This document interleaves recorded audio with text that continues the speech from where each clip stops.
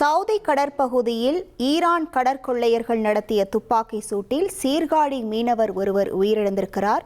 தொடுவாய் பகுதியைச் சேர்ந்த மீனவர் மாவீரன் என்பவர் உயிரிழந்திருக்கிறார். விவரங்களோடு இணைகிறார் நமது செய்தியாளர் தேவநாதன். வணக்கம் தேவநாதன், இது தொடர்பான முழு விவரங்கள்.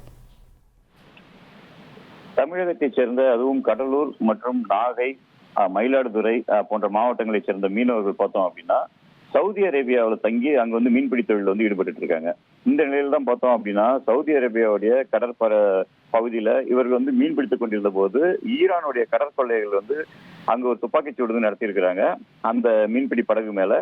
அதுல பார்த்தோம் அப்படின்னா மீனவர் நம்ம மயிலாடுதுறை மாவட்டம் சீர்காழி அருகே உள்ள தொடுவாயை சேர்ந்த மீனவர் மாவீரன் என்பவர் சம்பவ இடத்திலே உயிரிழந்திருக்காரு.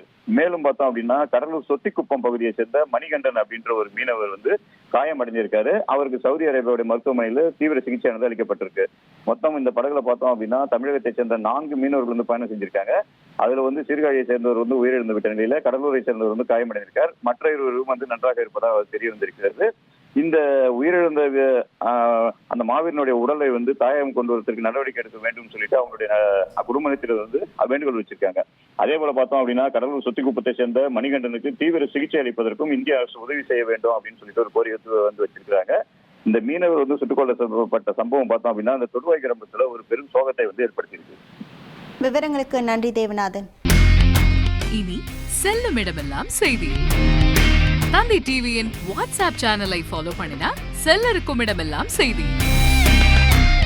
இதோ QR கோட் இப்பவே ஸ்கேன் பண்ணுங்க, ஃபாலோ பண்ணுங்க.